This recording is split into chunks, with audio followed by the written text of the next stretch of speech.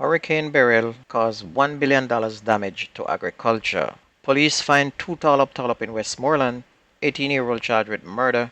Shericka Jackson is injured, casting doubt on the Olympics team, while Argentina whipped Canada. This is Undiluted News. Mikey Bones reporting. Hurricane Beryl is projected to have caused losses of more than $1 billion, according to Agriculture and Fisheries Minister Floyd Green. As damage assessments are completed, these estimates are certain to rise. Strong winds and flood, according to Mr. Green, severely damaged nearly every major crop line. Infrastructure was also damaged and livestock was lost. About 15% of fishing vessels in the fisheries industry suffered damage, and some sheds and fish pots were also lost. He said additional funds outside of the Agriculture Ministry will have to be sought, as the cost of the damage has exhausted the ministry's production incentive program. Meanwhile, Energy Minister Darrell Vaz has admitted that the Jamaica power grid is in need of immediate attention, and his comment comes after acting CEO and chairman of the Jamaica Public Service Company, Damian Obiglio, said that the grid is designed to withstand hurricanes only up to Category 3 hurricane.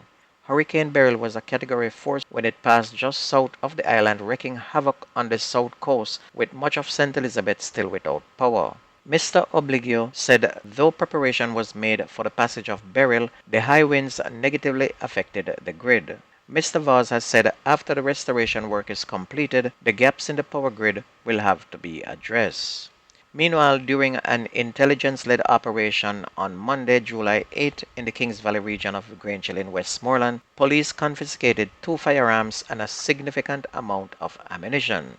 According to reports, a team from the Westmoreland Divisional Intelligence Unit and other local police units conducted a coordinated search of an abandoned wooden structure situated in a densely forested region approximately 3:30 p.m.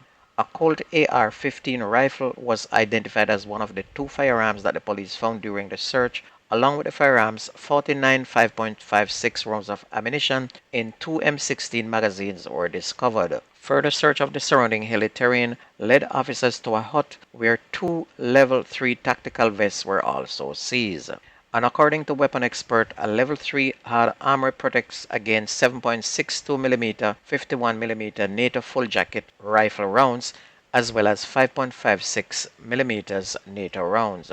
And no arrests were made during the operation. Investigations are now ongoing. The Court of Appeal on Monday ordered the release of 2 who were convicted 13 years ago for a murder committed in Augustown in St. Andrew. The court also declined to order a retrial of the men, arguing that they would be severely prejudiced as approximately 20 years would have passed since the crime was committed. Omar Dunkley and Jason Coley were convicted by a jury in April of 2011 for the murder of Michael Curtis, otherwise called Java, on July 20 of 2004, and they were each sentenced to 25 years imprisonment. In its judgment, the appeal court highlighted the fact that to date the men had served about 13 years of their sentence, and the possibility of a retrial in the near future was hardly likely. The third convict, Omar Blake, lost his appeal against his conviction, but the court reduced his sentence of 25 years before parole to 16 years. Prosecutors had reported that the deceased was fatally shot at his girlfriend's house in Augustown and that Blake was the chief instigator.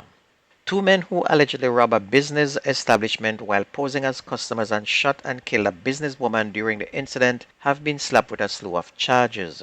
The accused are 18-year-old Siobhan O'Malley, a store clerk of New Haven Kingston 20, and 21-year-old Kimarlo Ralston, a bearer of River Drive, also in the parish. O'Malley and Ralston are charged with murder, robbery with aggravation, possession of a prohibited weapon, unauthorized possession of ammunition, and using a prohibited weapon to commit a felony. According to police report on Tuesday, April 10th, about 1:40 p.m., both men entered a business establishment in Pembroke Hall, Kingston, where they allegedly posed as customers and robbed and shot 45-year-old Julian Brown, a businesswoman of Spanish Town in St. Catherine. The police said they escaped in the area. However, both men were captured on CCTV footage. They were subsequently charged after a caution statement was recorded, and their court date are now being arranged. An 18-year-old is now facing murder charges after he allegedly stabbed an elder to death during an argument in Trelawney on Monday, May 20. Charges 18-year-old Eric Simpson, also called Macca, of Water Lane, Falmouth in the parish. Simpson is charged with the murder of 57-year-old Errol Shirley of York Pastor Wakefield, also in the parish. And it is reported that about 12:30, Simpson and Shirley had a dispute during which Simpson used a knife to inflict multiple wounds to Shirley's upper body. The police were alerted and Shirley was taken to hospital where he was pronounced dead. Simpson was later charged with the offense and he is scheduled to appear before the Trelawney Parish Court on Friday, July 12. On to sports. At the World Athletics Continental Tour and Hungarian Athletics Grand Prix yesterday, Jamaica's Shericka Jackson appeared to be injured during the women's 200-meter event, raising serious worries for the Olympics. At the last 50 meters, Jackson was leading the race when she pulled up and hobbled to the finish.